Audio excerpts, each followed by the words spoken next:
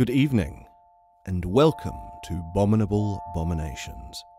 You could be listening to this at any time, but it is always evening when we begin one of our stories. I am your host and narrator, Thomas Barker, and tonight I bring to you part 1 of 3 of The Turn of the Screw by Henry James. What can I possibly say that hasn't been said by many people about this influential and maddeningly mystifying novella? This is a little different from our usual fare, but if you get drawn in, I hope you enjoy it.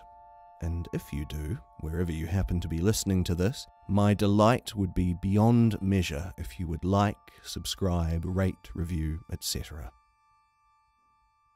Without further ado, let's begin. The Turn of the Screw by Henry James. The story had held us, round the fire, sufficiently breathless, but except the obvious remark that it was gruesome, as on Christmas Eve in an old house a strange tale should essentially be, I remember no comment uttered till somebody happened to say that it was the only case he had met in which such a visitation had fallen on a child. The case, I may mention,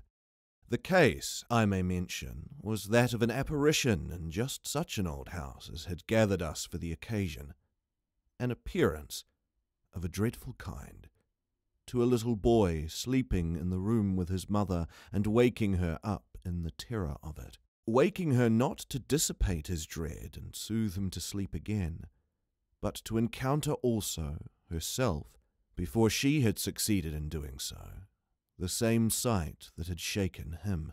It was this observation that drew from Douglas, not immediately, but later in the evening, a reply that had the interesting consequence to which I call attention. Someone else told a story not particularly effective, which I saw he was not following.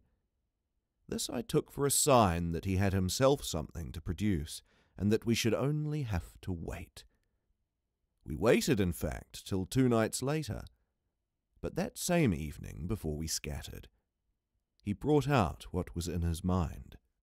I quite agree, in regard to Griffin's ghost, or whatever it was, that its appearing first to the little boy at so tender an age adds a particular touch.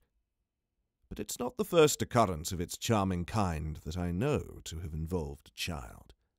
If the child gives the effect another turn of the screw, what do you say to 2 children? "We say, of course," somebody exclaimed, "that they give 2 turns. Also that we want to hear about them." I can see Douglas there before the fire, to which he had got up to present his back, looking down at his interlocutor with his hands in his pockets. Nobody but me, till now, has ever heard. It's quite too horrible. This, naturally, was declared by several voices to give the thing the utmost price, and our friend, with quiet art, prepared his triumph by turning his eye over the rest of us and going on. "It's beyond everything. Nothing at all that I know touches it." "For sheer terror?" I remember asking. He seemed to say it was not so simple as that, to be really at a loss how to qualify it. He passed his hand over his eyes, made a little wincing grimace. "For dreadfulness." "Oh, how delicious!" cried one of the women. He took no notice of her. He looked at me, but as if, instead of me, he saw what he spoke of. "For general uncanny ugliness and horror and pain." "Well then," I said, "just sit right down and begin." He turned round to the fire, gave a kick to a log, watched it an instant. Then, as he faced us again, "I can't begin. I shall have to send to town." There was a unanimous groan at this, and much reproach, after which, in his preoccupied way, he explained. "The story's written. It's in a locked drawer. It has not been out for years. I could write to my man and enclose the key. He could send down the packet as he finds it. It was to me in particular that he appeared to propound this, appeared almost to appeal for aid, not to hesitate.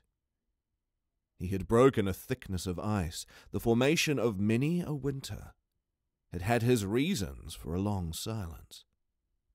The others resented postponement, but it was just his scruples that charmed me. I adjured him to write by the first post and to agree with us for an early hearing. Then I asked him if the experience in question had been his own. To this his answer was prompt. "Oh, thank God, no." "And is this record yours? You took the thing down?" "Nothing but the impression. I took that here." He tapped his heart. "I've never lost it." "Then your manuscript?" "Is in old, faded ink, and in the most beautiful hand." He hung fire again. "A woman's. She has been dead these 20 years. She sent me the pages in question before she died."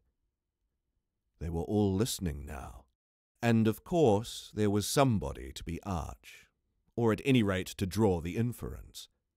But if he put the inference by without a smile, it was also without irritation. She was the most charming person, but she was 10 years older than I.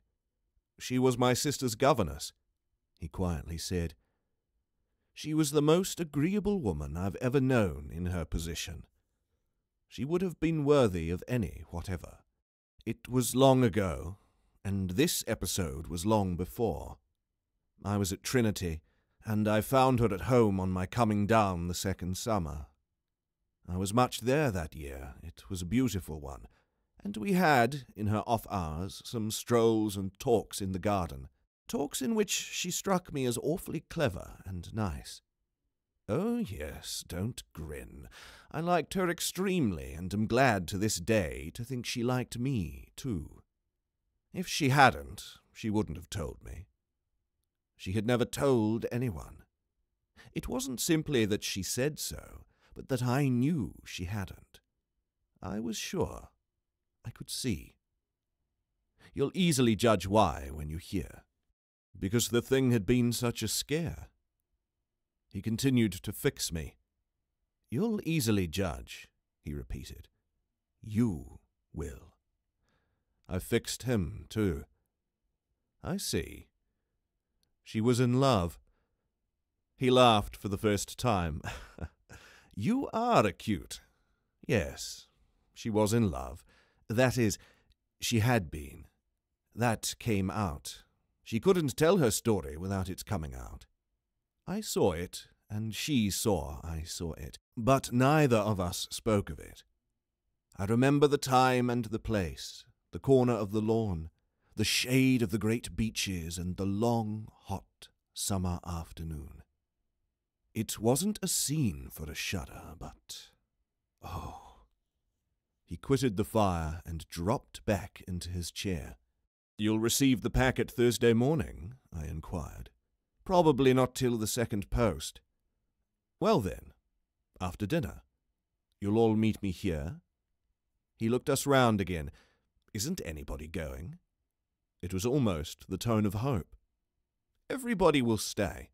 "I will, and I will," cried the ladies whose departure had been fixed. Mrs. Griffin, however, expressed the need for a little more light. "Who was it she was in love with?" "The story will tell," I took upon myself to reply. "Oh, I can't wait for the story." "The story won't tell," said Douglas, "not in any literal, vulgar way." "More's the pity, then. That's the only way I ever understand." "Won't you tell, Douglas?" somebody else inquired. He sprung to his feet again. "Yes, tomorrow. Now I must go to bed.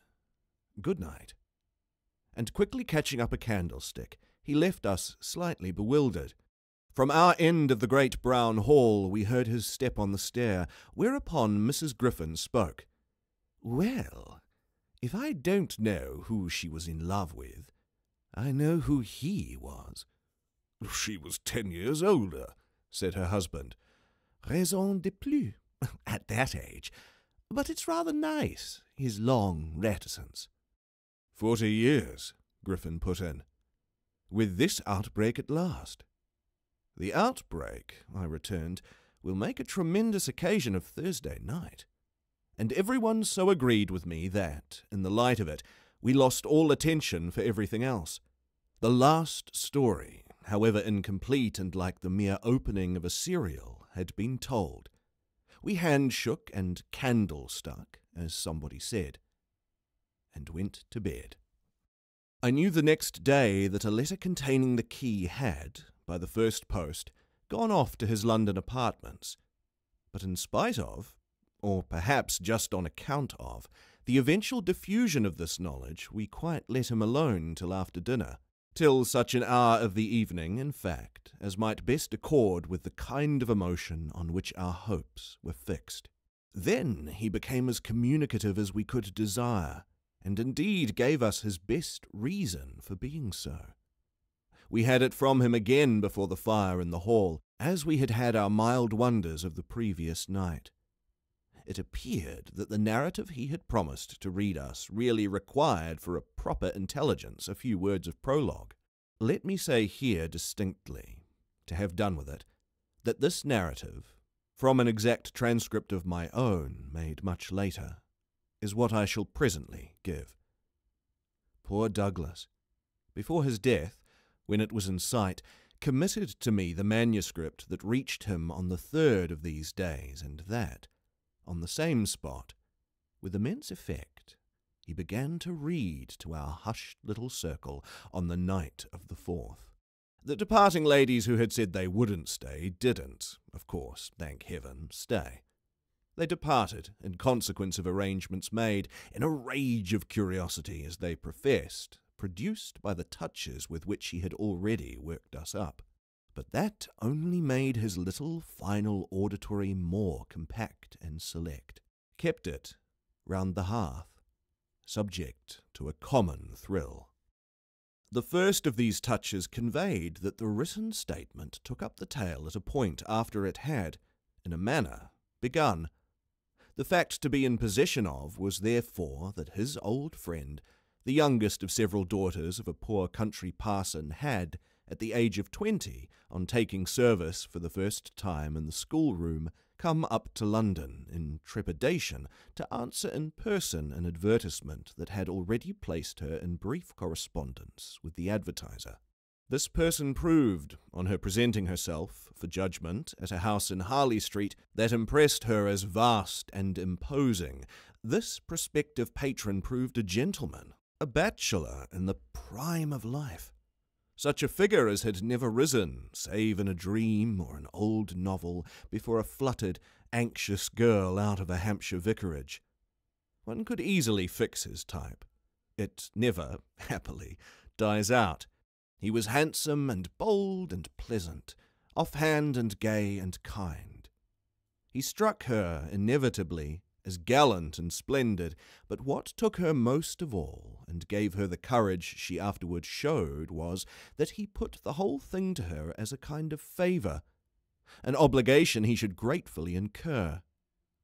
She conceived him as rich, but as fearfully extravagant, saw him all in a glow of high fashion, of good looks, of expensive habits, of charming ways with women.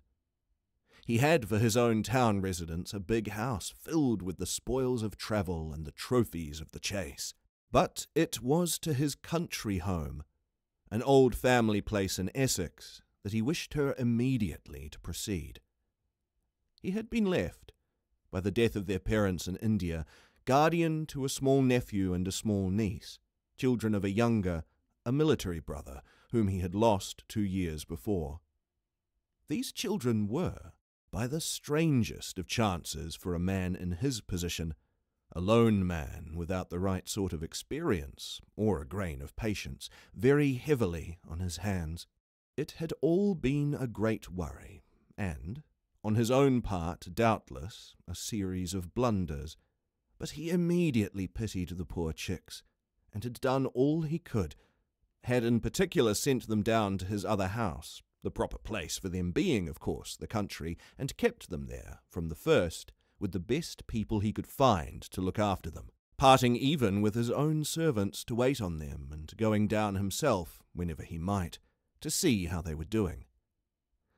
The awkward thing was that they had practically no other relations, and that his own affairs took up all his time. He had put them in possession of Bly, which was healthy and secure, and had placed at the head of their little establishment, but below stairs only, an excellent woman, Mrs. Gross, whom he was sure his visitor would like, and who had formerly been maid to his mother. She was now housekeeper, and was also acting for the time as superintendent to the little girl, of whom, without children of her own, she was, by good luck, extremely fond. There were plenty of people to help, but of course the young lady who should go down as governess would be in supreme authority. She would also have, in holidays, to look after the small boy who had been for a term at school, young as he was to be sent, but what else could be done? And who, as the holidays were about to begin, would be back from one day to the other. There had been for the two children at first a young lady whom they had had the misfortune to lose. She had done for them quite beautifully. She was a most respectable person, till her death, the great awkwardness of which had, precisely, left no alternative but the school for little Miles. Mrs. Gross, since then, in the way of manners and things, had done as she could for Flora, and there were further a cook, a housemaid, a dairywoman, an old pony, an old groom, and an old gardener, all likewise thoroughly respectable. So far had Douglas presented his picture when someone put a question. "And what did the former governess die of? Of so much respectability?" Our friend's answer was prompt. "That will come out. I don't anticipate." "Excuse me. I thought that was just what you are doing." "In her successor's place," I suggested. "I should have wished to learn if the office brought with it necessary danger to life." Douglas completed my thought. "She did wish to learn, and she did learn. You shall hear tomorrow what she learned. Meanwhile, of course, the prospect struck her as slightly grim. She was young, untried, nervous. It was a vision of serious duties and little company, of really great loneliness. She hesitated, took a couple of days to consult and consider, but the salary offered much exceeded her modest measure, and on a second interview she faced the music. She engaged. And Douglas, with this, made a pause that, for the benefit of the company, moved me to throw in, the moral of which was, of course, the seduction exercised by the splendid young man. She succumbed to it. He got up and, as he had done the night before, went to the fire, gave a stir to a log with his foot, then stood a moment with his back to us. She saw him only twice. Yes, but that's just the beauty of her passion. A little to my surprise, on this, Douglas turned round to me. It was the beauty of it. There were others, he went on, who hadn't succumbed. He told her frankly all his difficulty, that for several applicants the condition had been prohibitive. They were, somehow, simply afraid. It sounded dull, it sounded strange, and all the more so because of his main condition. Which was, that she should never trouble him, but never, never, neither appeal nor complain nor write about anything, only meet all questions herself, receive all moneys from his solicitor, take the whole thing over, and let him alone. She promised to do this, and she mentioned to me that when, for a moment, disburdened, delighted, he held her hand, Thanking her for the sacrifice, she already felt rewarded. But was that all her reward? One of the ladies asked. She never saw him again. Oh, said the lady, which, as our friend immediately left us again, was the only other word of importance contributed to the subject till, the next night, by the corner of the hearth, in the best chair, he opened the faded red cover of a thin, old-fashioned gilt-edged album. The whole thing took indeed more nights than one, but on the first occasion the same lady put another question. "What is your title?" "I haven't one." "Oh, I have," I said. But Douglas, without heeding me, had begun to read with a fine clearness that was like a rendering to the ear of the beauty of his author's hand. 1. I remember the whole beginning as a succession of flights and drops, a little seesaw of the right throbs and the wrong. After rising in town to meet his appeal, I had at all events a couple of very bad days, found myself doubtful again, felt indeed sure I had made a mistake. In this state of mind I spent the long hours of bumping, swinging coach that carried me to the stopping place at which I was to be met by a vehicle from the house. This convenience, I was told, had been ordered, and I found, toward the close of the June afternoon, a commodious fly in waiting for me. Driving at that hour, on a lovely day, through a country to which the summer sweetness seemed to offer me a friendly welcome, my fortitude mounted afresh and, as we turned into the avenue, encountered a reprieve that was probably but a proof of the point to which it had sunk. I suppose I had expected, or had dreaded, something so melancholy that which greeted me was a good surprise. I remember as a most pleasant impression the broad, clear front, its open windows and fresh curtains, and the pair of maids looking out. I remember the lawn and the bright flowers and the crunch of my wheels on the gravel and the clustered treetops over which the rooks circled and cawed in the golden sky. The scene had a greatness that made it a different affair from my own scant home, and there immediately appeared at the door, with a little girl in her hand, a civil person who dropped me as decent a curtsy as if I had been the mistress or a distinguished visitor. I had received in Harley Street a narrower notion of the place, and that, as I recalled it, made me think the proprietor still more of a gentleman, suggested that what I was to enjoy might be something beyond his promise. I had no drop again till the next day, for I was carried triumphantly through the following hours by my introduction to the younger of my pupils. The little girl who accompanied Mrs. Gross appeared to me on the spot a creature so charming as to make it a great fortune to have to do with her. She was the most beautiful child I had ever seen, and I afterward wondered that my employer had not told me more of her. I slept little that night. I was too much excited, and this astonished me, too, I recollect, remained with me. And this astonished me, too, I recollect, remained with me, adding to my sense of the liberality with which I was treated. The large, impressive room, one of the best in the house, the great state bed, as I almost felt it, the full, figured draperies, the long glass in which, for the first time, I could see myself from head to foot, all struck me, like the extraordinary charm of my small charge, as so many things thrown in. It was thrown in as well, from the first moment, that I should get on with Mrs. Gross in a relation over which, on my way, in the coach, I fear I had rather brooded.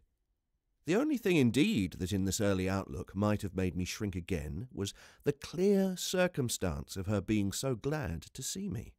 I perceived within half an hour that she was so glad, stout, simple, plain, clean, wholesome woman, as to be positively on her guard against showing it too much. I wondered even then a little why she should wish not to show it, and that, with reflection, with suspicion, might of course have made me uneasy.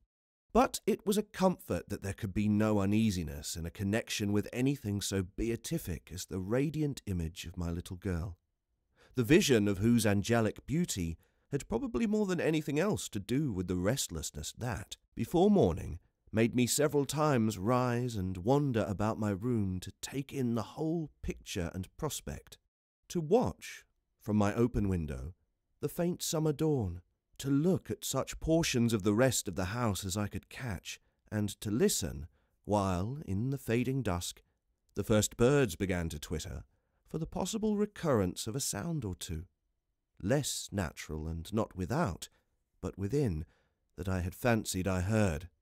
There had been a moment when I believed I recognized, faint and far, the cry of a child. There had been another when I found myself just consciously starting, as at the passage before my door, of a light footstep. But these fancies were not marked enough not to be thrown off, and it is only in the light, or the gloom, I should rather say, of other and subsequent matters that they now come back to me. To watch, teach, form little Flora would too evidently be the making of a happy and useful life. It had been agreed between us downstairs that after this first occasion I should have her as a matter of course at night, her small white bed being already arranged to that end in my room. What I had undertaken was the whole care of her, and she had remained, just this last time, with Mrs. Grose only as an effect of our consideration for my inevitable strangeness and her natural timidity.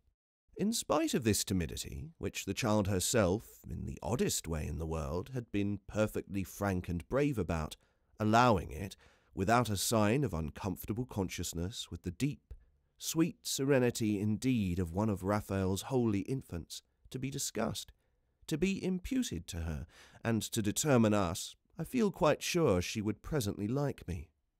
It was part of what I already liked Mrs. Grose herself for. The pleasure I could see her feel in my admiration and wonder as I sat at supper with 4 tall candles and with my pupil, in a high chair and a bib, brightly facing me, between them, over bread and milk. There were naturally things that in Flora's presence could pass between us only as prodigious and gratified looks, obscure and roundabout allusions. And the little boy, does he look like her? Is he too so very remarkable? One wouldn't flatter a child. Oh, miss, most remarkable. If you think well of this one, and she stood there with a plate in her hand, beaming at our companion, who looked from one of us to the other with placid heavenly eyes that contained nothing to check us. Yes, if I do, you will be carried away by the young gentleman. Well, that, I think, is what I came for, to be carried away. I'm afraid, however, I remember feeling the impulse to add, I'm rather easily carried away. I was carried away in London. I can still see Mrs. Grose's broad face as she took this in. In Harley Street? In Harley Street. Well, miss, you're not the first, and you won't be the last. Oh, I've no pretension, I could laugh, to being the only one. My other pupil, at any rate, as I understand, comes back tomorrow. Not tomorrow, Friday, miss. He arrives, as you did, by the coach, under care of the guard, and is to be met by the same carriage. I forthwith expressed that the proper as well as the pleasant and friendly thing would be therefore that, on the arrival of the public conveyance, I should be in waiting for him with his little sister, an idea in which Mrs. Grose concurred so heartily that I somehow took her manner as a kind of comforting pledge, never falsified, thank heaven, that we should on every question be quite at one. Oh, she was glad I was there. What I felt the next day was, I suppose, nothing that could be fairly called a reaction from the cheer of my arrival. It was probably at the most only a slight oppression produced by a fuller measure of the scale, as I walked round them, gazed up at them, took them in, of my new circumstances. They had, as it were, an extent and mass for which I had not been prepared, and in the presence of which I found myself, freshly, a little scared as well as a little proud. Lessons, in this agitation, certainly suffered some delay. I reflected that my first duty was, by the gentlest arts I could contrive, to win the child into the sense of knowing me. I spent the day with her out of doors. I arranged with her, to her great satisfaction, that it should be she only, who might show me the place. She showed it step by step and room by room and secret by secret, with droll, delightful, childish talk about it, and with the result, in half an hour, of our becoming immense friends. Young as she was, I was struck, throughout our little tour, with her confidence and courage with the way, in empty chambers and dull corridors, on crooked staircases that made me pause, and even on the summit of an old machicolated square tower that made me dizzy, her morning music, her disposition to tell me so many more things than she asked, rang out and led me on. I have not seen Bly since the day I left it, and I dare say that to my older and more informed eyes it would now appear sufficiently contracted. But as my little conductress, with her hair of gold and her frock of blue, danced before me round corners and pattered down passages, I had the view of a castle of romance inhabited by a rosy sprite. Such a place it would somehow, for diversion of the young idea, take all colour out of storybooks and fairy tales. Wasn't it just a storybook over which I had fallen a doze and a dream? No. It was a big, ugly, antique, but convenient house, embodying a few features of a building still older, half replaced and half utilized, in which I had the fancy of our being almost as lost as a handful of passengers in a great, drifting ship. Well, I was, strangely, at the helm. 2. This came to me when, 2 days later, I drove over with Flora to meet, as Mrs. Gross said, the little gentleman, and all the more for an incident that, presenting itself the second evening, had deeply disconcerted me. The first day had been, on the whole, as I have expressed, reassuring, but I was to see it wind up in keen apprehension. The post-bag, that evening, it came late, contained a letter for me which, however, in the hand of my employer, I found to be composed but of a few words, enclosing another, addressed to himself, with a seal still unbroken. This, I recognize, is from the headmaster, and the headmaster's an awful bore. Read him, please, deal with him, but mind you don't report. Not a word. I'm off. I broke the seal with a great effort, so great a one that I was a long time coming to it, took the unopened missive at last up to my room, and only attacked it just before going to bed. I had better have let it wait till morning, for it gave me a second sleepless night. With no counsel to take, the next day I was full of distress, and it finally got so the better of me that I determined to open myself at last to Mrs. Gross. What does it mean? The child's dismissed his school. She gave me a look that I remarked at the moment, then, visibly, with a quick blankness, seemed to try to take it back. But aren't they all? Sent home, yes, but only for the holidays. Miles may never go back at all. Consciously, under my attention, she reddened. They won't take him? They absolutely decline. At this she raised her eyes, which she had turned from me. I saw them fill with good tears. What has he done? I hesitated. Then I judged best simply to hand her my letter, which, however, had the effect of making her, without taking it, simply put her hands behind her. She shook her head sadly. Such things are not for me, miss. My counsellor couldn't read. I winced at my mistake, which I attenuated as I could, and opened my letter again to repeat it to her. Then, faltering in the act and folding it up once more, I put it back in my pocket. Is he really bad?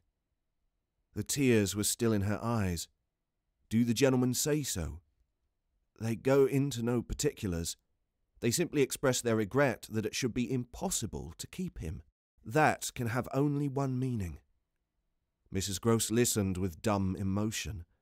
She forbore to ask me what this meaning might be, so that, presently, to put the thing with some coherence and with the mere aid of her presence to my own mind, I went on, that he's an injury to the others. At this, With one of the quick turns of simple folk, she suddenly flamed up. Master Miles? Him an injury? There was such a flood of good faith in it that, though I had not yet seen the child, my very fears made me jump to the absurdity of the idea. I found myself, to meet my friend the better, offering it on the spot sarcastically to his poor little innocent mates. "It's too dreadful," cried Mrs. Gross, "to say such cruel things. Why, he's scarce 10 years old." Yes, it would be incredible. She was evidently grateful for such a profession. "See him, miss, first, then believe it." I felt forthwith a new impatience to see him. It was the beginning of a curiosity that, for all the next hours, was to deepen almost to pain. Mrs. Gross was aware, I could judge, of what she had produced in me, and she followed it up with assurance. "You might as well believe it of the little lady, bless her." She added the next moment, "Look at her." I turned and saw that Flora, whom 10 minutes before I had established in the schoolroom with a sheet of white paper, a pencil, and a copy of nice round O's, now presented herself to view at the open door. She expressed in her little way an extraordinary detachment from disagreeable duties, looking to me, however, with a great childish light that seemed to offer it as a mere result of the affection she had conceived for my person, which had rendered necessary that she should follow me. I needed nothing more than this to feel the full force of Mrs. Gross's comparison, and, catching my pupil in my arms, covered her with kisses in which there was a sob of atonement. None the less, the rest of the day I watched for further occasion to approach my colleague, especially as, toward evening, I began to fancy she rather sought to avoid me. I overtook her, I remember, on the staircase. We went down together, and at the bottom I detained her, holding her there with a hand on her arm. "I take what you said to me at noon as a declaration that you've never known him to be bad." She threw back her head. She had clearly, by this time, and very honestly, adopted an attitude. "Oh, never known him. I don't pretend that." I was upset again. "Then you have known him?" "Yes, indeed, miss. Thank God." On reflection, I accepted this. "You mean that a boy who never is no boy for me." I held her tighter. "You like them with the spirits to be naughty?" Then, keeping pace with her answer, "So do I eagerly brought out. "But not to the degree to contaminate." "To contaminate?" My big word left her at a loss. I explained it. "To corrupt." She stared, taking my meaning in, but it produced in her an odd laugh. "Are you afraid he'll corrupt you?" She put the question with such a fine, bold humour that, with a laugh, a little silly doubtless, to match her own, I gave way for the time to the apprehension of ridicule. But the next day, as the hour for my drive approached, I cropped up in another place. What was the lady who was here before? The last governess. She was also young and pretty.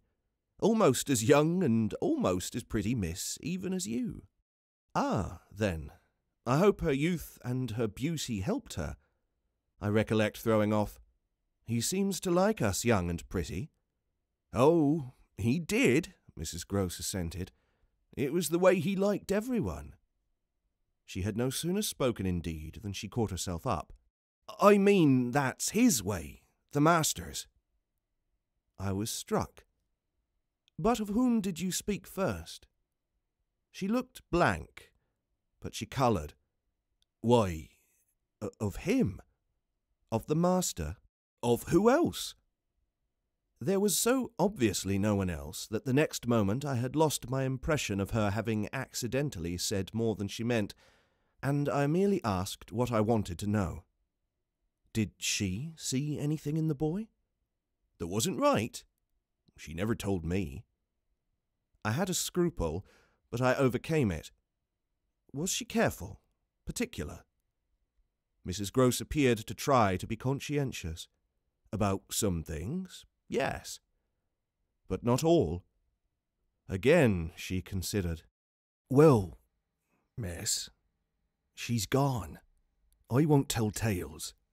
"I quite understand your feeling," I hastened to reply, but I thought it, after an instant, not opposed to this concession to pursue.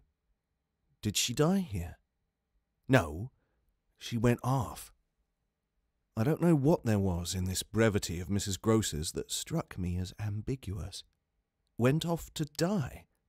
Mrs. Groce looked straight out of the window, but I felt that, hypothetically, I had a right to know what young persons engaged for Bly were expected to do. She was taken ill, you mean, and went home? She was not taken ill, so far as appeared in this house. She left it at the end of the year, to go home, as she said, for a short holiday, to which the time she had put in had certainly given her a right. We had then a young woman, a nursemaid, who had stayed on and who was a good girl and clever, and she took the children altogether for the interval. But our young lady never came back, and at the very moment I was expecting her, I heard from the master that she was dead. I turned this over. But of what? He never told me. But please, miss, said Mrs. Groce, I must get to my work. 3. Her thus turning her back on me was fortunately not, for my just preoccupations, a snub that could check the growth of our mutual esteem.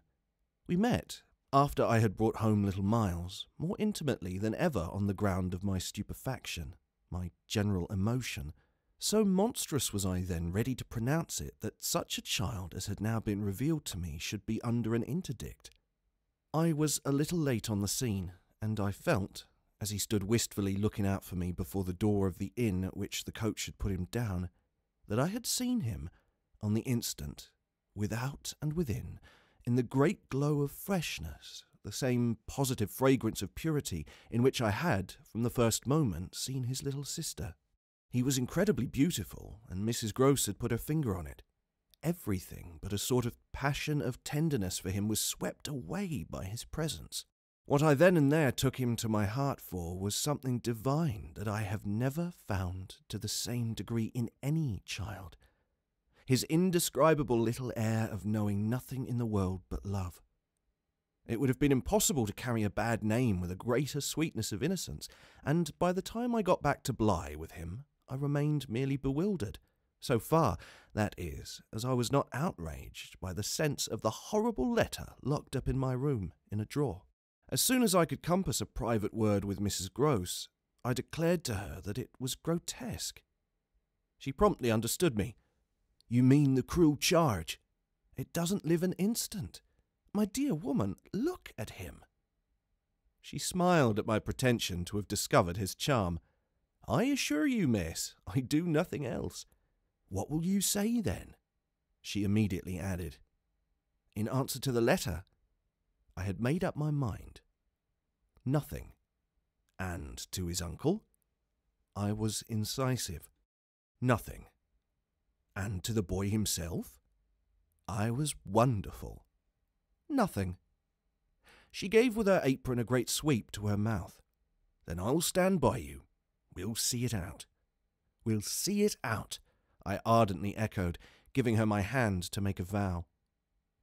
She held me there a moment, then whisked up her apron again with her detached hand. Would you mind, miss, if I used the freedom to kiss me? No! I shook the good creature in my arms, and, after we had embraced like sisters, felt still more mortified and indignant. This, at all events, was for the time, a time so full that, as I recall the way it went, it reminds me of all the art I now need to make it a little distinct. What I look back at with amazement is the situation I accepted. I had undertaken, with my companion, to see it out, and I was under a charm, apparently, that could smooth away the extent and the far and difficult connections of such an effort. I was lifted aloft on a great wave of infatuation and pity. I found it simple, in my ignorance, my confusion, and perhaps my conceit, to assume that I could deal with a boy whose education for the world was all on the point of beginning. I am unable even to remember at this day what proposal I framed for the end of his holidays and the resumption of his studies. Lessons with me, indeed, that charming summer, we all had a theory that he was to have. But now I feel that, for weeks, the lessons must have been rather my own. I learned something, at first, certainly, that had not been one of the teachings of my small, smothered life. Learned to be amused, and even amusing, and not to think for the morrow. It was the first time, in a manner, that I had known space and air and freedom. All the music of summer and all the mystery of nature. And then there was consideration. And consideration was sweet. Oh, it was a trap, not designed, but deep, to my imagination, to my delicacy, perhaps to my vanity, to whatever in me was most excitable. The best way to picture it all is to say that I was off my guard. They gave me so little trouble. They were of a gentleness so extraordinary. I used to speculate, but even this with a dim disconnectedness, as to how the rough future, for all futures are rough, would handle them, and might bruise them. They had the bloom of health and happiness, and yet, as if I had been in charge of a pair of little grandees, of princes of the blood, for whom everything to be right would have to be enclosed and protected, the only form that, in my fancy, the after years could take for them was that of a romantic, a really royal extension of the garden and the park. It may be, of course, above all, that what suddenly broke into this gives the previous time a charm of stillness, that hush in which something gathers or crouches. The change was actually like the spring of a beast. In the first weeks the days were long. They often, at their finest, gave me what I used to call my own hour, the hour when, for my pupils, tea-time and bedtime have come and gone. I had, before my final retirement, a small interval alone. Much as I liked my companions, this hour was the thing in the day I liked most, and I liked it best of all when, as the light faded, or rather, I should say, the day lingered and the last calls of the last birds sounded in a flushed sky from the old trees, I could take a turn into the grounds and enjoy, almost with a sense of property that amused and flattered me, the beauty and dignity of the place. It was a pleasure at these moments to feel myself tranquil and justified, doubtless, perhaps, also to reflect that by my discretion, my quiet good sense, and general high propriety, I was giving pleasure, if he ever thought of it, to the person to whose pressure I had responded. What I was doing was what he had earnestly hoped and directly asked of me, and that I could, after all, do it proved even a greater joy than I had expected. I dare say I fancied myself, in short, a remarkable young woman, and took comfort in the faith that this would more publicly appear. Well, I needed to be remarkable to offer affront to the remarkable things that presently gave their first sign. It was plump one afternoon in the middle of my very hour. The children were tucked away, and I had come out for my stroll. One of the thoughts that, as I don't in the least shrink now from noting, used to be with me in these wanderings was that it would be as charming as a charming story suddenly to meet someone. Someone would appear there at the turn of a path and would stand before me and smile and approve. I didn't ask more than that. I only asked that he should know, and the only way to be sure he knew would be to see it and the kind light of it in his handsome face. That was exactly present to me, by which I mean the face was when, on the first of these occasions, at the end of a long June day, I stopped short on emerging from one of the plantations and coming into view of the house. What arrested me on the spot, and with a shock much greater than any vision had allowed for, was the sense that my imagination had, in a flash, turned real. He did stand there, but high up, beyond the lawn and at the very top of the tower to which, on that first morning, little Flora had conducted me. This tower was one of a pair, square, incongruous, crenellated structures that were distinguished for some reason, though I could see little difference, as the new and the old. They flanked opposite ends of the house and were probably architectural absurdities, redeemed in a measure indeed by not being wholly disengaged, nor of a height too pretentious, dating, in their gingerbread antiquity, from a romantic revival that was already a respectable past. I admired them, had fancies about them, for we could all profit in a degree, especially when they loomed through the dusk, by the grandeur of their actual battlements. Yet it was not at such an elevation that the figure I had so often invoked seemed most in place. It produced in me, this figure, in the clear twilight, I remember, two distinct gasps of emotion, which were, sharply, the shock of my first and that of my second surprise. My second was a violent perception of the mistake of my first. The man who met my eyes was not the person I had precipitately supposed. There came to me thus a bewilderment of vision of which, after these years, there is no living view that I can hope to give. An unknown man in a lonely place is a permitted object of fear to a young woman privately bred, and the figure that faced me was, a few more seconds assured me, as little anyone else I knew as it was the image that had been in my mind. I had not seen it anywhere. The place, moreover, in the strangest way in the world, had, on the instant, and by the very fact of its appearance, become a solitude. To me, at least, making my statement here with a deliberation with which I have never made it, the whole feeling of the moment returns. It was as if, while I took in what I did take in, all the rest of the scene had been stricken with death. I can hear again, as I write, the intense hush in which the sounds of evening dropped. The rook stopped cawing in the golden sky, and the friendly hour lost, for the minute, all its voice. But there was no other change in nature, unless indeed it were a change that I saw with a stranger sharpness. The gold was still in the sky, the clearness in the air, and the man who looked at me over the battlements was as definite as a picture in a frame. That's how I thought, with extraordinary quickness, of each person that he might have been and that he was not. We were confronted across our distance quite long enough for me to ask myself with intensity who then he was, and to feel, as an effect of my inability to say, a wonder that in a few instants more became intense.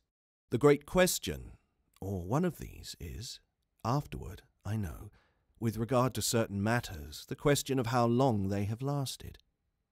Well, this matter of mine, think what you will of it, lasted while I caught at a dozen possibilities, none of which made a difference for the better, that I could see in there, having been in the house, and for how long, above all, a person of whom I was in ignorance. It lasted while I just bridled a little with the sense that my office demanded that there should be no such ignorance and no such person. It lasted while this visitant, at all effects, and there was a touch of the strange freedom, as I remember, in the sign of familiarity of his wearing no hat, seemed to fix me from his position, with just the question, just the scrutiny through the fading light, that his own presence provoked. We were too far apart to call to each other, but there was a moment at which, at shorter range, some challenge between us, breaking the hush, would have been the right result of our straight mutual stare. He was in one of the angles, the one away from the house, very erect as it struck me, and with both hands on the ledge. So I saw him as I see the letters I form on this page. Then, exactly, after a minute, as if to add to the spectacle, he slowly changed his place, passed, looking at me hard all the while, to the opposite corner of the platform. Yes, I had the sharpest sense that during this transit he never took his eyes from me, and I can see at this moment the way his hand, as he went, passed from one of the crenellations to the next. He stopped at the long corner, but less long, and even as he turned away, still markedly fixed me. He turned away. That was all I knew. 4. It was not that I didn't wait, on this occasion, for more, for I was rooted as deeply as I was shaken. Was there a secret at Bly? A mystery of Udolpho, or an insane and unmentionable relative kept in unsuspected confinement? I can't say how long I turned it over, or how long, in a confusion of curiosity and dread, I remained where I had had my collision. I only recall that when I re-entered the house, darkness had quite closed in. Agitation in the interval certainly had held me and driven me, for I must, in circling about the place, have walked 3 miles. But I was to be, later on, so much more overwhelmed that this mere dawn of alarm was a comparatively human chill. The most singular part of it, in fact, singular as the rest had been, was the part I became in the hall, aware of in meeting Mrs. Gross. This picture comes back to me in the general train, the impression as I received it on my return of the wide white-panelled space, bright in the lamplight and with its portraits and red carpet, and of the good surprised look of my friend, which immediately told me she had missed me. It came to me straight away, under her contact, that, with plain heartiness, mere relieved anxiety at my presence, she knew nothing whatever that could bear upon the incident I had there ready for her. I had not suspected in advance that her comfortable face would pull me up, and I somehow measured the importance of what I had seen by my thus finding myself hesitate to mention it. Scarce anything in the whole history seems to me so odd as this fact that my real beginning of fear was one, as I may say, with the instinct of sparing my companion. On the spot, accordingly, in the pleasant hall and with her eyes on me, I, for a reason that I couldn't then have phrased, achieved an inward resolution, offered a vague pretext for my lateness, and, with the plea of the beauty of the night and of the heavy dew and wet feet, went as soon as possible to my room. Here it was another affair. Here, for many days after, it was a queer affair enough. There were hours from day to day, or at least there were moments, snatched even from clear duties, when I had to shut myself up to think. It was not so much yet that I was more nervous than I could bear to be, as that I was remarkably afraid of becoming so. For the truth I had now to turn over was, simply and clearly, the truth that I could arrive at no account whatever of the visitor with whom I had been so inexplicably, and yet, as it seemed to me, so intimately concerned. It took little time to see that I could sound without forms of inquiry and without exciting remark any domestic complications. The shock I had suffered must have sharpened all my senses. I felt sure, at the end of 3 days and as the result of mere closer attention, that I had not been practised upon by the servants nor made the object of any game. Of whatever it was that I knew, nothing was known around me. There was but one sane inference. Someone had taken a liberty rather gross. That was what, repeatedly, I dipped into my room and locked the door to say to myself. We had been, collectively, subject to an intrusion. Some unscrupulous traveller, curious in old houses, had made his way in unobserved, enjoyed the prospect from the best point of view, and then stolen out as he came. If he had given me such a bold, hard stare, that was but a part of his indiscretion. The good thing, after all, was that we should surely see no more of him. This was not so good a thing, I admit, as not to leave me to judge that what, essentially, made nothing else much signify was simply my charming work. My charming work was just my life with Miles and Flora. And through nothing could I so like it as through feeling that I could throw myself into it in trouble. The attraction of my small charges was a constant joy, leading me to wonder afresh at the vanity of my original fears, the distaste I had begun by entering for the probable grey prose of my office. There was to be no grey prose, it appeared, and no long grind. So how could work not be charming that presented itself as daily beauty? It was all the romance of the nursery and the poetry of the schoolroom. I don't mean by this, of course, that we studied only fiction and verse. I mean I can express no otherwise the sort of interest my companions inspired. How can I describe that except by saying that, instead of growing used to them, and it's a marvel for a governess, I call the sisterhood to witness, I made constant fresh discoveries.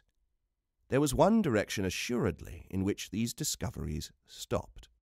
Deep obscurity continued to cover the region of the boys' conduct at school. It had been promptly given me, I have noted, to face that mystery without a pang. Perhaps even it would be nearer the truth to say that, without a word, he himself had cleared it up. He had made the whole charge absurd. My conclusion bloomed there with the real rose flush of his innocence. He was only too fine and fair for the little horrid, unclean school world, and he had paid a price for it. I reflected acutely that the sense of such differences, such superiorities of quality, always on the part of the majority, which could include even stupid, sordid headmasters, turn infallibly to the vindictive. Both the children had a gentleness, it was their only fault, and it never made Miles a muff, that kept them, how shall I express it, almost impersonal and certainly quite unpunishable. They were like the cherubs of the anecdote, who had, morally at any rate, nothing to whack. I remember feeling with Miles in especial as if he had had, as it were, no history. We expect of a small child a scant one, but there was in this beautiful little boy something extraordinarily sensitive, yet extraordinarily happy that, more than in any creature of his age I have seen, struck me as beginning anew each day. He had never for a second suffered. I took this as a direct disproof of his having really been chastised. If he had been wicked, he would have caught it, and I should have caught it by the rebound. I should have found the trace. I found nothing at all, and he was therefore an angel. He never spoke of his school, never mentioned a comrade or a master, and I, for my part, was quite too much disgusted to allude to them. Of course, I was under the spell, and the wonderful part is that, even at the time, I perfectly knew I was. But I gave myself up to it. It was an antidote to any pain, and I had more pains than one. I was in receipt in these days of disturbing letters from home, where things were not going well. But with my children, what things in the world mattered? That was the question I used to put to my scrappy retirements. I was dazzled by their loveliness. There was a Sunday, to get on, when it rained with such force and for so many hours that there could be no procession to church, in consequence of which, as the day declined, I had arranged with Mrs. Gross that, should the evening show improvement, we would attend together the late service. The rain happily stopped, and I prepared for our walk, which, through the park and by the good road to the village, would be a matter of 20 minutes. Coming downstairs to meet my colleague in the hall, I remembered a pair of gloves that had required 3 stitches, and that had received them, with a publicity perhaps not edifying, while I sat with the children at their tea, served on Sundays, by exception, in that cold, clean temple of mahogany and brass, the grown-up dining-room. The gloves had been dropped there, and I turned in to recover them. The day was grey enough, but the afternoon light still lingered, and it enabled me, on crossing the threshold, not only to recognize on a chair near the wide window, then closed, the articles I wanted, but to become aware of a person on the other side of the window, and looking straight in. One step into the room had sufficed. My vision was instantaneous. It was all there. The person looking straight in was the person who had already appeared to me. He appeared thus again with, I won't say greater distinctness, for that was impossible, but with a nearness that represented a forward stride in our intercourse and made me, as I met him, catch my breath and turn cold. He was the same. He was the same, and seen this time as he had been seen before, from the waist up. The window through the dining room was on the ground floor, not going down to the terrace on which he stood. His face was close to the glass, yet the effect of this better view was, strangely, only to show me how intense the former had been. Long enough to convince me he also saw and recognized, but it was as if I had been looking at him for years and had known him always. Something, however, happened this time that had not happened before. His stare into my face through the glass and across the room was as deep and hard as then, but it quitted me for a moment, during which I could still watch it, see it fix successively several other things. On the spot there came to me the added shock of a certitude that it was not for me he had come there. He had come for someone else.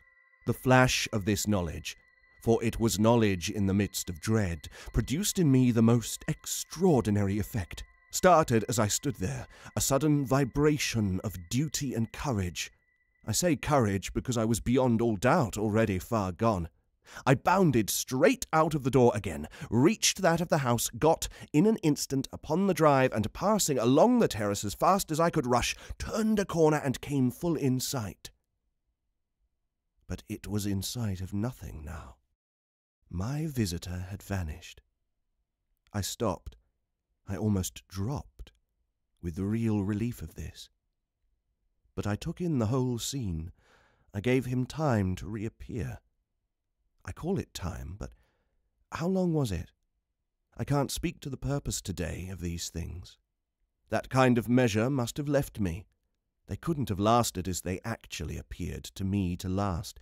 The terrace and the whole place, the lawn and the garden beyond it, all I could see of the park, were empty with a great emptiness.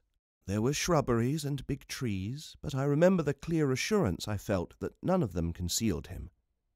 He was there or was not there. Not there if I didn't see him. I got hold of this, then, instinctively, instead of returning as I had come, went to the window. It was confusedly present to me that I ought to place myself where he had stood. I did so. I applied my face to the pane and looked as he had looked into the room, as if, at this moment, to show me exactly what his range had been, Mrs. Gross, as I had done for himself just before, came in from the hall. With this I had the full image of a repetition of what had already occurred. She saw me as I had seen my own visitants. She pulled up short as I had done. I gave her something of the shock that I had received.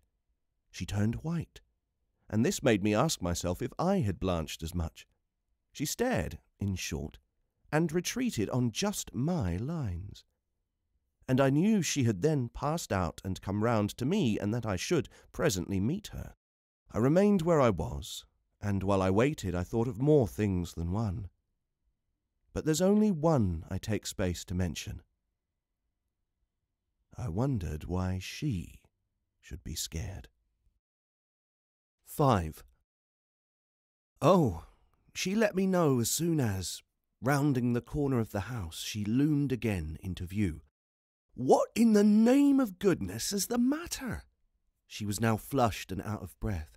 I said nothing till she came quite near. With me? I must have made a wonderful face. Do I show it? You're as white as a sheet. You look awful. I considered. I could meet on this, without scruple, any innocence. My need to respect the bloom of Mrs. Gross's had dropped without a rustle from my shoulders, and if I wavered for the instant, it was not with what I kept back. I put out my hand to her, and she took it. I held her hard a little, liking to feel her close to me. There was a kind of support in the shy heave of her surprise. You came for me for church, of course. But I can't go. Has anything happened? Yes. You must know now. Did I look very queer? Through this window? Dreadful. Well, I said, I've been frightened. Mrs. Grocer's eyes expressed plainly that she had no wish to be, yet also that she knew too well her place not to be ready to share with me any marked inconvenience. Oh, it was quite settled that she must share. Just what you saw from the dining room a minute ago was the effect of that. What I saw just before was much worse. Her hand tightened. What was it? An extraordinary man, looking in. What extraordinary man? I haven't the least idea. Mrs. Groce gazed round us in vain. Then where is he gone? I know still less. Have you seen him before? Yes, once, on the old tower.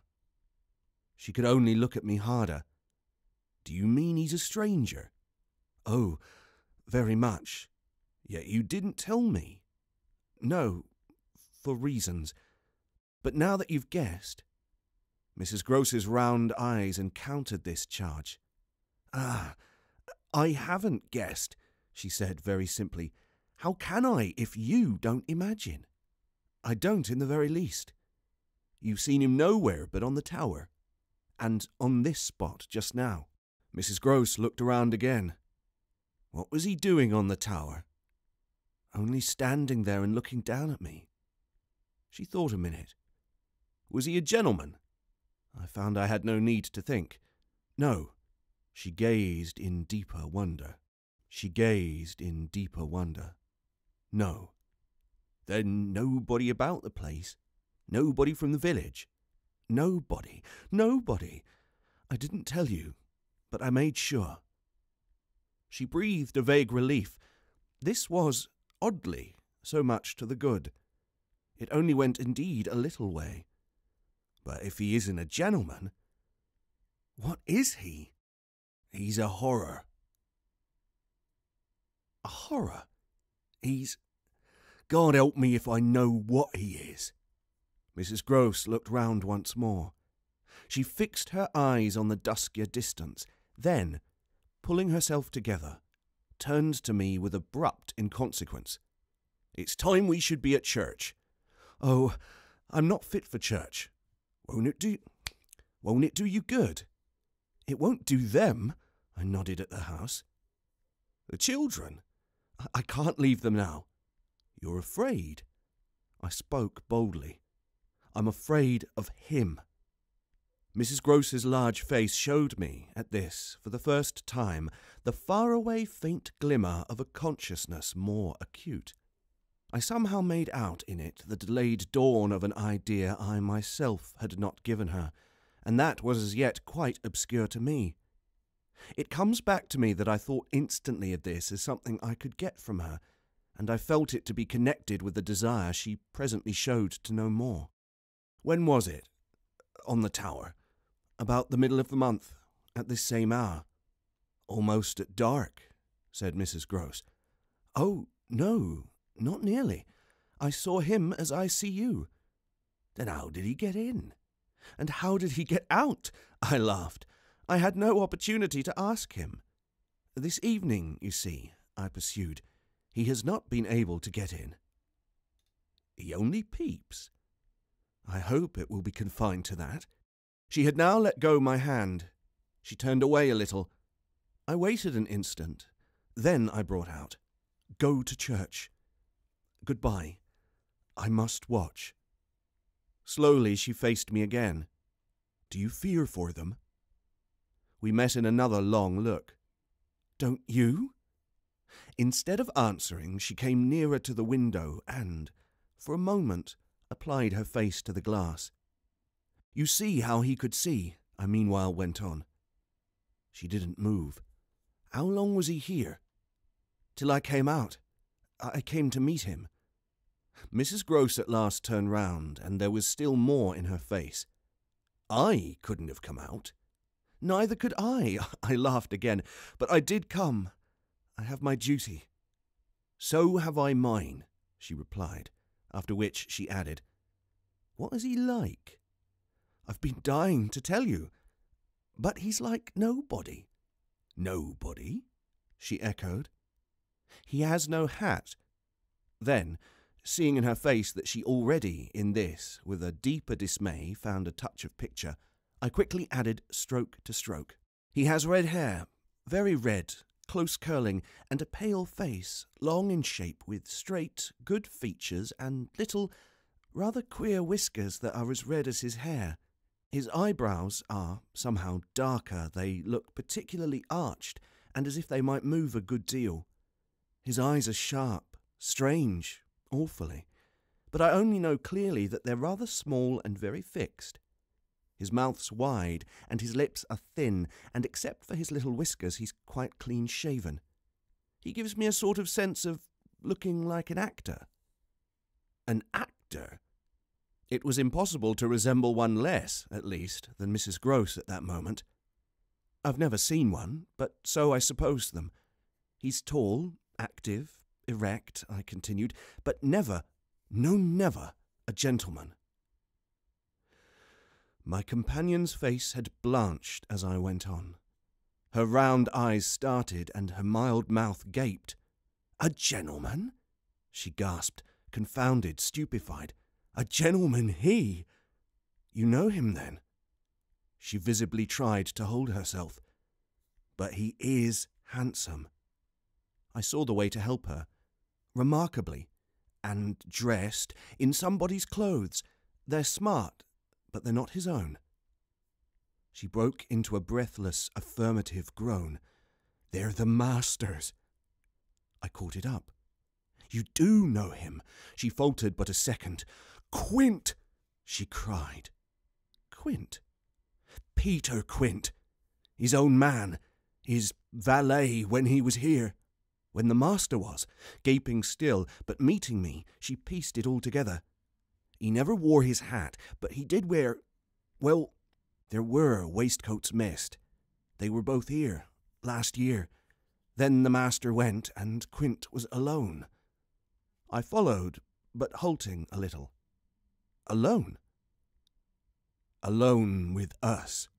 Then, as from a deeper depth, "In charge," she added.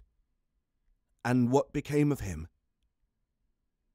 She hung fire so long that I was still more mystified. "He went too," she brought out at last. "Went where?" Her expression at this became extraordinary. "God knows where." "He died." "Died?" I almost shrieked. She seemed fairly to square herself, plant herself more firmly to utter the wonder of it. "Yes. Mr. Quint is dead." 6. It took, of course, more than that particular passage to place us together in presence of what we had now to live with as we could. My dreadful liability to impressions of the order so vividly exemplified, and my companion's knowledge, henceforth, a knowledge half consternation and half compassion, of that liability. There had been, this evening, after the revelation left me, for an hour, so prostrate, there had been, for either of us, no attendance on any service, but a little service of tears and vows, of prayers and promises, a climax to the series of mutual challenges and pledges that had straightway ensued on our retreating together to the schoolroom and shutting ourselves up there to have everything out. The result of our having everything out was simply to reduce our situation to the last rigour of its elements. She herself had seen nothing, not the shadow of a shadow, and nobody in the house but the governess was in the governess's plight. Yet she accepted without directly impugning my sanity the truth as I gave it to her, and ended by showing me, on this ground, an awe-stricken tenderness, an expression of the sense of my more than questionable privilege, of which the very breath has remained with me as that of the sweetest of human charities. What was settled between us, accordingly, that night, was that we thought we might bear things together, and I was not even sure that, in spite of her exemption, it was she who had the best of the burden. I knew at this hour, I think, as well as I know later, what I was capable of meeting to shelter my pupils, but it took me some time to be wholly sure of what my honest ally was prepared for to keep terms with so compromising a contract. I was queer company enough, quite as queer as the company I received. But as I trace over what we went through, I see how much common ground we must have found in the one idea that, by good fortune, could steady us. It was the idea, the second movement, that led me straight out, as I may say, of the inner chamber of my dread. I could take the air in the court, at least, and there Mrs. Gross could join me. Perfectly can I recall now the particular way strength came to me before we separated for the night. We had gone over and over every feature of what I had seen. He was looking for someone else, you say. Someone who was not you? He was looking for little Miles. A portentous clearness now possessed me. That's whom he was looking for. But how do you know? I know! My exultation grew. And you know, my dear. She didn't deny this, but I required, I felt, not even so much telling as that. She resumed in a moment, at any rate. What if he should see him? Little Miles. That's what he wants. She looked immensely scared again. The child. Heaven forbid. The man. He wants to appear to them. That he might was an awful conception, and yet, somehow, I could keep it at bay, which, moreover, as we lingered there, was what I succeeded in practically proving.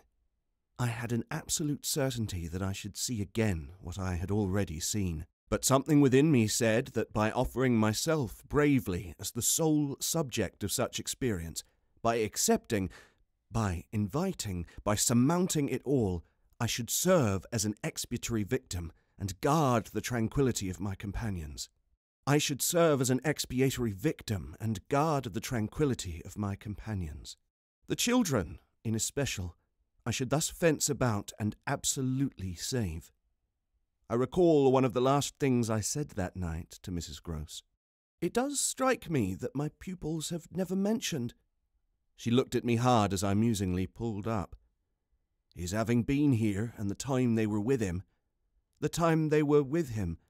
and his name, his presence, his history, in any way. Oh, the little lady doesn't remember. She never heard or knew. The circumstances of his death, I thought with some intensity. Perhaps not. But Miles would remember. Miles would know. Ah, don't try him, broke from Mrs. Gross. I returned her the look she had given me. Don't be afraid, I continued to think. It is rather odd that he has never spoken of him. Never by the least allusion. And you tell me they were great friends. Oh, it wasn't him, Mrs. Gross with emphasis declared. It was Quint's own fancy. To play with him, I mean, to spoil him. She paused a moment. Then she added, Quint was much too free. This gave me, straight from my vision of his face, such a face, a sudden sickness of disgust. Too free with my boy. Too free with everyone. I forbore, for the moment, to analyse this description further than by the reflection that a part of it applied to several of the members of the household, of the half-dozen maids and men who were still of our small colony. But there was everything for our apprehension in the lucky fact that no discomfortable legend, no perturbation of scullions had ever, within anyone's memory, attached to the kind old place. It had neither bad name nor ill fame, and Mrs. Gross, most apparently, only desired to cling to me and to quake in silence. I even put her, the very last thing of all, to the test. It was when, at midnight, she had her hand on the schoolroom door to take leave. I have it from you then, for it's of great importance that he was definitely and admittedly bad. Oh, not admittedly. I knew it, but the master didn't. And you never told him. Well, he didn't like tale-bearing. He hated complaints. He was terribly short with anything of that kind, and if people were all right to him, he wouldn't be bothered with more. This squared well enough with my impressions of him. He was not a trouble-loving gentleman, nor so very particular, perhaps, about some of the company he kept. All the same, I pressed my interlocutress. I promise you I would have told. She felt my discrimination. I dare say I was wrong, but really, I was afraid. Afraid of what? Of things that man could do. Quint was so clever. He was so deep. I took this in still more than, probably, I showed. You weren't afraid of anything else? Not of his effect? His effect? She repeated with a face of anguish and waiting while I faltered. On innocent little precious lives. They were in your charge. No, they were not in mine, she roundly and distressfully returned. The master believed in him and placed him here because he was supposed not to be well and the country air so good for him. So he had everything to say. Yes, she let me have it, even about them. Them? That creature. I had to smother a kind of howl. And you could bear it? No, I couldn't, and I can't now. And the poor woman burst into tears. A rigid control from the next day was, as I have said, to follow them. Yet how often and how passionately, for a week, we came back together to the subject.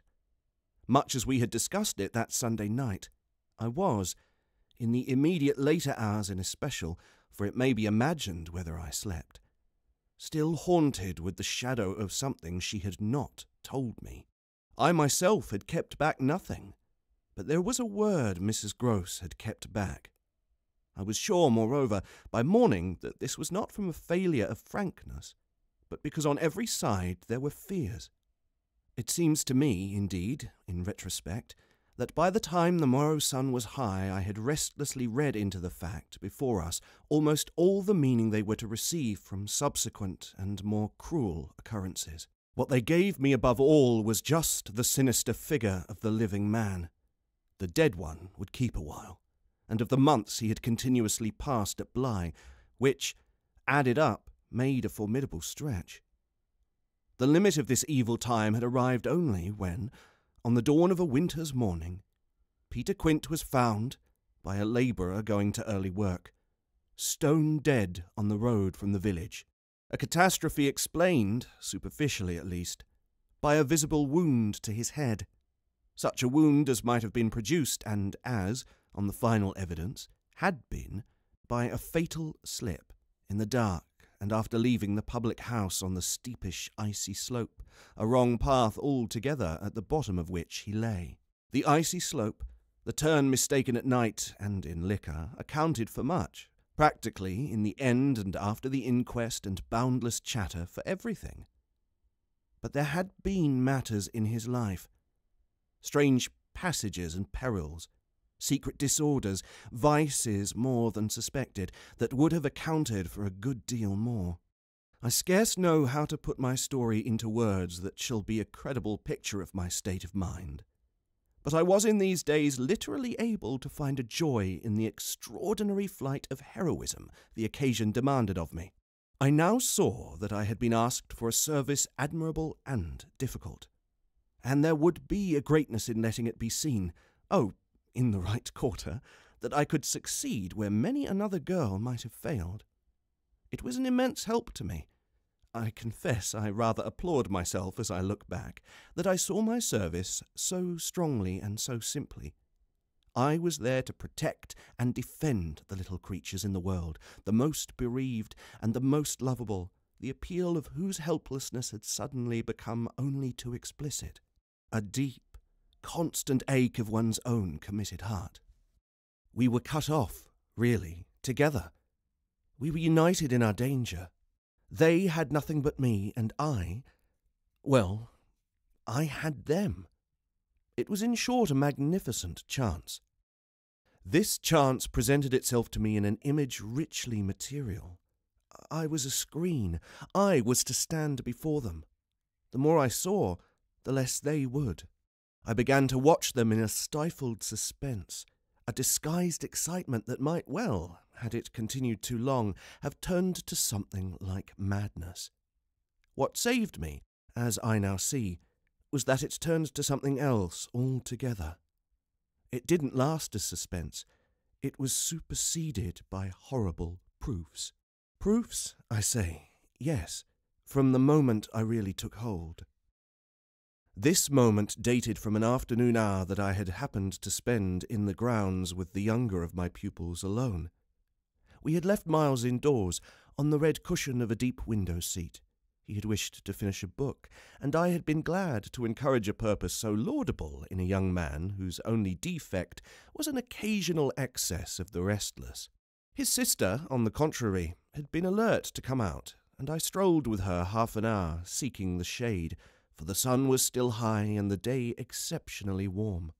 I was aware afresh, with her, as we went, of how like her brother she contrived, it was the charming thing in both children, to let me alone without appearing to drop me, and to accompany me without appearing to surround. They were never importunate, and yet never listless. My attention to them all really went to seeing them amuse themselves immensely without me. This was a spectacle they seemed actively to prepare, and that engaged me as an active admirer. I walked in a world of their invention. They had no occasion whatever to draw upon mine, so that my time was taken only with being, for them, some remarkable person or thing that the game of the moment required, and that was merely, thanks to my superior, my exalted stamp, a happy and highly distinguished sinecure. I forgot what I was on the present occasion. I only remember that I was something very important and very quiet, and that Flora was playing very hard. We were on the edge of the lake, and, as we had lately begun geography, the lake was the Sea of Azov. Suddenly, in these circumstances, I became aware that, on the other side of the Sea of Azov, we had an interested spectator. The way this knowledge gathered in me was the strangest thing in the world. The strangest, that is, except the very much stranger in which it quickly merged itself. I had sat down with a piece of work, for I was something or other that could sit, on the old stone bench which overlooked the pond, and in this position I began to take in with certitude, and yet without direct vision, the presence at a distance of a third person. The old trees, the thick shrubbery, made a great and pleasant shade, but it was all suffused with the brightness of the hot, still hour. There was no ambiguity in anything, none whatever, at least, in the conviction I from one moment to another found myself forming as to what I should see straight before me and across the lake as a consequence of raising my eyes. They were attached at this moment to the stitching at which I was engaged, and I can feel once more the spasm of my effort not to move them till I should so have steadied myself as to be able to make up my mind what to do. There was an alien object in view, a figure whose right of presence I instantly, passionately questioned. I recollect counting over perfectly the possibilities, reminding myself that nothing was more natural, for instance, than the appearance of one of the men about the place, or even of a messenger, a postman, or a tradesman's boy from the village. That reminder had as little effect on my practical certitude as I was conscious, still, even without looking, of its having upon the character and attitude of our visitor. Nothing was more natural that these things should be the other things that they absolutely were not. Of the positive identity of the apparition I would assure myself as soon as the small clock of my courage should have ticked out the right second. Meanwhile, with an effort that was already sharp enough, I transferred my eyes straight to little Flora, who, at the moment, was about 10 yards away. My heart had stood still for an instant with the wonder and terror of the question whether she too would see, and I held my breath while I waited for what a cry from her, what some sudden innocent sign either of interest or of alarm would tell me. I waited, but nothing came. Then, in the first place, And there is something more dire in this, I feel, than in anything I have to relate. I was determined by a sense that, within a minute, all sounds from her had previously dropped, and, in the second, by the circumstance that, also within the minute, she had in her play turned her back to the water. This was her attitude when I at last looked at her, looked with the confirmed conviction that we were still together under direct personal notice.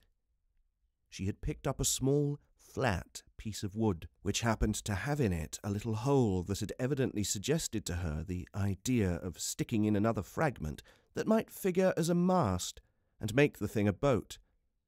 The second morsel, as I watched her, she was very markedly and intently attempting to tighten in its place.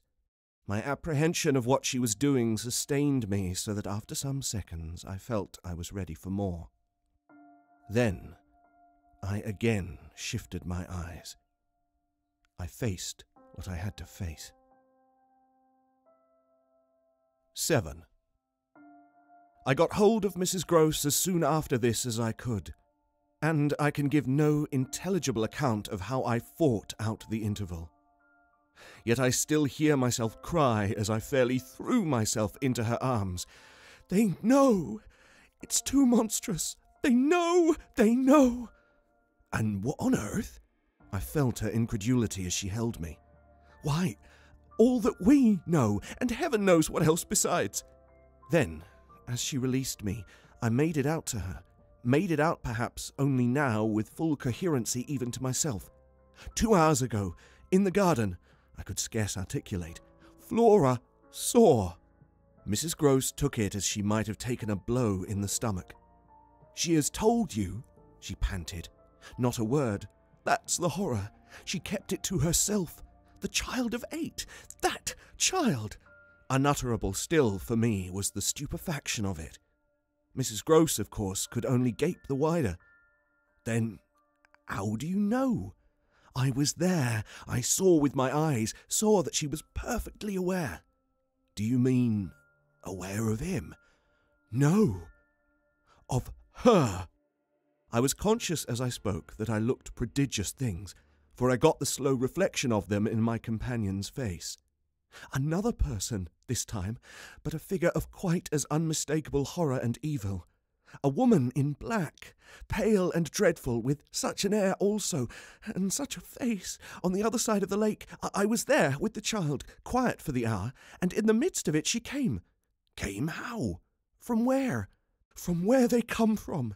She just appeared and stood there, but not so near. And without coming nearer. Oh, for the effect and the feeling, she might have been as close as you. My friend, with an odd impulse, fell back a step. Was she someone you've never seen? Yes, but someone the child has. Someone you have. Then, to show how I had thought it all out, my predecessor, the one who died. Miss Jessel. Miss Jessel. You don't believe me? I pressed. She turned right and left in her distress. How can you be sure? This drew from me, in the state of my nerves, a flash of impatience. Then ask Flora. She's sure. But I had no sooner spoken than I caught myself up. No, for God's sake, don't. She'll say she isn't. She'll lie. Mrs. Gross was not too bewildered instinctively to protest. Ah, how can you? Because I'm clear. Flora doesn't want me to know. It's only then to spare you. No, no, there are depths, depths. The more I go over it, the more I see in it. And the more I see in it, the more I fear. I don't know what I don't see, what I don't fear. Mrs. Gross tried to keep up with me. You mean you're afraid of seeing her again? Oh, no, that's nothing now. Then I explained, it's of not seeing her. But my companion only looked wan. I don't understand you. Why, it's that the child may keep it up, and that the child assuredly will, without my knowing it. At the image of this possibility, Mrs. Gross, for a moment, collapsed. yet presently to pull herself together again, as if from the positive force of the sense of what, should we yield an inch, there would really be to give way to. Dear, dear, we must keep our heads.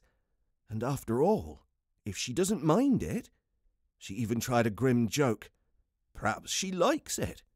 Likes such things? A scrap of an infant?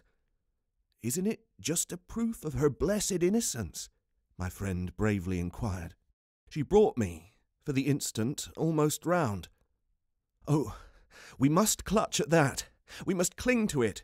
If it isn't a proof of what you say, it's a proof of God knows what, for the woman's a horror of horrors. Mrs. Gross, at this, fixed her eyes a minute on the ground, then at last raising them. Tell me how you know, she said. Then you admit it's what she was, I cried. Tell me how you know, my friend simply repeated. No, by seeing her, by the way she looked. At you? Do you mean so wickedly? Dear me, no. I could have borne that. She gave me never a glance. She only fixed the child. Mrs. Gross tried to see it. Fixed her. Ah, with such awful eyes. She stared at mine as if they might really have resembled them. Do you mean of dislike? God help us, no. Of something much worse. Worse than dislike. This left her indeed at a loss. With a determination indescribable, with a kind of fury of intention. I made her turn pale. Intention? To get hold of her. Mrs. Gross, her eyes just lingering on mine, gave a shudder and walked to the window. And while she stood there looking out, I contemplated my statement. That's what Flora knows. After a little, she turned round. The person was in black, you say. In mourning, rather poor, almost shabby, but yes, with extraordinary beauty. I now recognized to what I had at last, stroke by stroke, brought the victim of my confidence, for she quite visibly weighed this. Oh, handsome, very, very, I insisted, wonderfully handsome, but infamous. She slowly came back to me. Miss Jessel was infamous. She once more took my hand in both her own, holding it as tight as if to fortify me against the increase of alarm I might draw from this disclosure. They were both infamous, she finally said. So, for a little, we faced it once more together, and I found absolutely a degree of help in seeing it now so straight. I appreciate, I said, the great decency of your not having hitherto spoken, but the time has certainly come to give me the whole thing. She appeared to assent to this, but still only in silence, seeing which I went on. I must have it now. Of what did she die? Come, there was something between them. There was everything, in spite of the difference. Oh, of their rank, their condition. She brought it woefully out. She was a lady. I turned it over. I again saw. Yes, she was a lady, and he so dreadfully below, said Mrs. Gross. I felt that I doubtless needn't press too hard, in such company, on the place of a servant in the scale, but there was nothing to prevent an acceptance of my companion's own measure of my predecessor's abasement. There was a way to deal with that, and I dealt, the more readily for my full vision on the evidence of our employer's late, clever, good-looking own man, impudent, assured, spoiled, depraved. The fellow was a hound. Mrs. Gross considered as if it were perhaps a little case for a sense of shades. I've never seen one like him. He did what he wished. With her? With them all. It was as if now, in my friend's own eyes, Miss Jessel had again appeared. I seemed, at any rate, for an instant, to see their evocation of her as distinctly as I had seen her by the pond, and I brought out with decision, it must have been also what she wished. Mrs. Groce's face signified that it had been indeed, but she said at the same time, "Poor woman, she paid for it." "Then you do know what she died of?" I asked. "No, I know nothing. I wanted not to know. I was glad enough I didn't, and I thanked heaven she was well out of this." "Yet you had, then, your idea of a real reason for leaving?" "Oh, yes, as to that. She couldn't have stayed.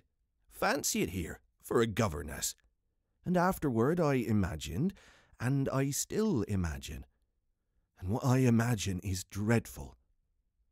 "Not so dreadful as what I do," I replied, on which I must have shown her, as I was indeed but too conscious, a front of miserable defeat. It brought out again all her compassion for me, and at the renewed touch of her kindness my power to resist broke down. I burst, as I had, the other time, made her burst into tears. She took me to her motherly breast, and my lamentation overflowed. "I don't do it," I sobbed in despair. "I don't save or shield them. It's far worse than I dreamed. They're lost." 8. What I had said to Mrs. Groce was true enough. There were in the matter I had put before her depths and possibilities that I lacked resolution to sound, so that when we met once more in the wonder of it, we were of a common mind about the duty of resistance to extravagant fancies. We were to keep our heads if we should keep nothing else, difficult indeed as that might be in the face of what, in our prodigious experience, was least to be questioned. Late that night, while the house slept, we had another talk in my room, when she went all the way with me as to its being beyond doubt that I had seen exactly what I had seen. To hold her perfectly in the pinch of that, I found I had only to ask her how, if I had made it up, I came to be able to give, of each of the persons appearing to me, a picture disclosing, to the last detail, their special marks, a portrait on the exhibition of which she had instantly recognized and named them. She wished, of course, small blame to her, to sink the whole subject, and I was quick to assure her that my own interest in it had now violently taken the form of a search for the way to escape from it. I encountered her on the ground of a probability that with recurrence, for recurrence we took for granted, I should get used to my danger, distinctly professing that my personal exposure had suddenly become the least of my discomforts. It was my new suspicion that was intolerable, and yet even to this complication the later hours of the day had brought a little ease. On leaving her, after my first outbreak, I had of course returned to my pupils, associating the right remedy for my dismay with that sense of their charm, which I had already found to be a thing I could positively cultivate, and which had never failed me yet. I had simply, in other words, plunged afresh into Flora's special society, and there became aware, it was almost a luxury, that she could put her little conscious hand straight upon the spot that ached. She had looked at me in sweet speculation, and then had accused me to my face of having cried. I had supposed I had brushed away the ugly signs, but I could literally, for the time at all events, rejoice under this fathomless charity that they had not entirely disappeared. To gaze into the depths of blue of the child's eyes and pronounce their loveliness a trick of premature cunning was to be guilty of a cynicism in preference to which I naturally preferred to abjure my judgment and, so far as might be, my agitation. I couldn't abjure for merely wanting to, but I could repeat to Mrs. Groce, as I did there, over and over, in the small hours, that with their voices in the air, their pressure on one's heart, and their fragrant faces against one's cheek, everything fell to the ground but their incapacity and their beauty. It was a pity that, somehow, to settle this once and for all, I had equally to re-enumerate the signs of subtlety that, in the afternoon, by the lake had made a miracle of my show of self-possession. It was a pity to be obliged to reinvestigate the certitude of the moment itself, and repeat how it had come to me as a revelation that the inconceivable communion I then surprised was a matter, for either party, of habit. It was a pity that I should have had to quaver out again the reasons for my not having, in my delusion, so much as questioned that the little girl saw our visitant even as I actually saw Mrs. Gross herself, and that she wanted, by just so much as she did thus see, to make me suppose she didn't, and at the same time, without showing anything, arrive at a guess as to whether I myself did. It was a pity that I needed once more to describe the portentous little activity by which she sought to divert my attention, the perceptible increase of movement, the greater intensity of play, the singing, the gabbling of nonsense, and the invitation to romp. Yet if I had not indulged, to prove there was nothing in it, in this review, I should have missed the 2 or 3 dim elements of comfort that still remained to me. I should not, for instance, have been able to asseverate to my friend that I was certain, which was so much to the good, that I, at least, had not betrayed myself. I should not have been prompted, by stress of need, by desperation of mind, I scarce know what to call it, to invoke such further aid to intelligence as might spring from pushing my colleague fairly to the wall. She had told me, bit by bit, under pressure, a great deal, but a small, shifty spot on the wrong side of it all still sometimes brushed my brow like the wing of a bat. And I remember how on this occasion, for the sleeping house and the concentration alike of our danger and our watch seemed to help, I felt the importance of giving the last jerk to the curtain. "I don't believe anything so horrible," I recollect saying. "No, let us put it definitely, my dear, that I don't. But if I did, you know, there's a thing I should require now, just without sparing you the least bit more. Oh, not a scrap, come, to get out of you. What was it you had in mind when, in our distress, before Miles came back over the letter from his school, you said, under my insistence, that you didn't pretend for him that he had not literally ever been bad? He has not literally ever, in these weeks that I myself have lived with him and so closely watched him. He has been an imperturbable little prodigy of delightful, lovable goodness. Therefore you might perfectly have made the claim for him if you had not, as it happened, seen an exception to take. What was your exception, and to what passage in your personal observation of him did you refer?" It was a dreadfully austere inquiry, but levity was not our note, and at any rate, before the grey dawn admonished us to separate, I had got my answer. What my friend had in mind proved to be immensely to the purpose. It was neither more nor less than the circumstance that for a period of several months Quint and the boy had been perpetually together.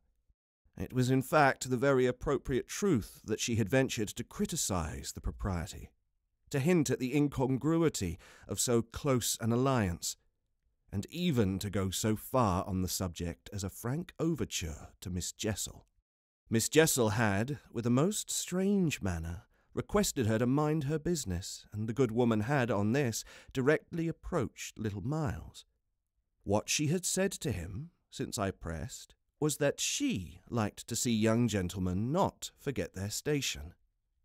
I pressed again, of course, at this. "You reminded him that Quint was only a base menial?" "As you might say, and it was his answer, for one thing, that was bad.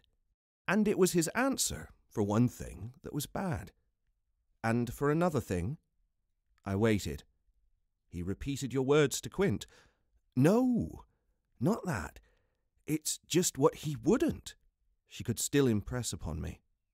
"I was sure, at any rate," she added, "that he didn't. But he denied certain occasions." "What occasions?" "When they had been about together quite as if Quint were his tutor, and a very grand one, and Miss Jessel only for the little lady. When he had gone off with the fellow, I mean, and spent hours with him. He then prevaricated about it. He said he hadn't." Her assent was clear enough to cause me to add in a moment, "I see. He lied." "Oh!" Mrs. Gross mumbled. This was a suggestion that it didn't matter, which indeed she backed up by a further remark. You see, after all, Miss Jessel didn't mind. She didn't forbid him. I considered. Did he put that to you as a justification? At this, she dropped again. No, he never spoke of it. Never mentioned her in connection with Quint. She saw, visibly flushing, where I was coming out. Well, he didn't show anything. He denied, she repeated. He denied. Lord, how I pressed her now. So that you could see he knew what was between the two wretches. I don't know, the poor woman groaned.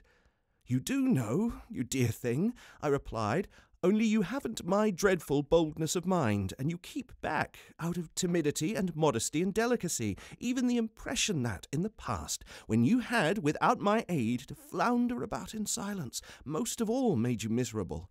But I shall get it out of you yet.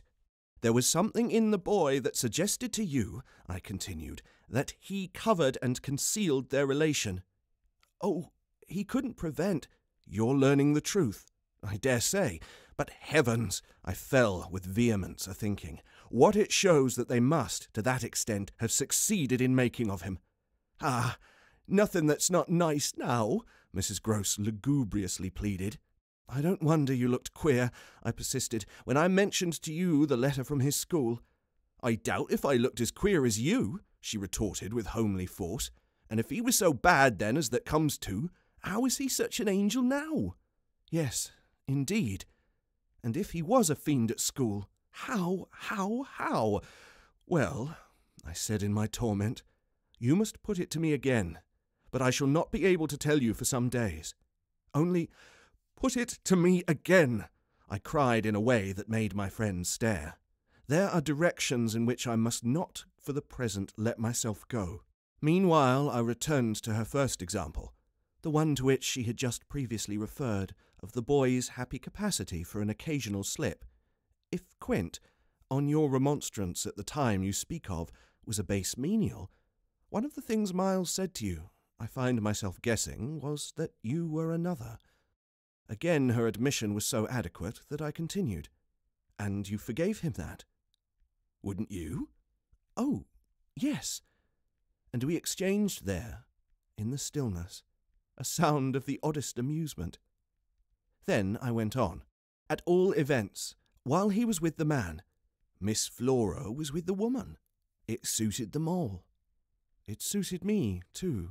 I felt only too well, by which I mean that it suited exactly the particularly deadly view I was in the very act of forbidding myself to entertain. But I so far succeeded in checking the expression of this view that I will throw, just here, no further light on it that may be offered by the mention of my final observation to Mrs. Gross. His having lied and been impudent are, I confess, less engaging specimens than I had hoped to have from you of the outbreak in him of the little natural man. Still, I mused, they must do, for they make me feel more than ever that I must watch. It made me blush the next minute to see in my friend's face how much more unreservedly she had forgiven him than her anecdote struck me as presenting to my own tenderness an occasion for doing. This came out when, at the schoolroom door, she quitted me. Surely you don't accuse him of carrying on an intercourse that he conceals from me? Ah, remember that, until further evidence, I now accuse nobody. Then, before shutting her out to go by another passage to her own place, I must just wait. I wound up. Thank you for listening to tonight's episode of part 1 of 3 of The Turn of the Screw by Henry James. I told you it was going to be different. Stay tuned for part 2, hopefully coming in less than a week, and maybe I'm even just going to really churn out part 3, so we can get this creepy-crawly, spine-tingly-dingly tale out and from my mouth to your ears. Well, that was a bit weird. So, goodbye. Stay safe. It's a scary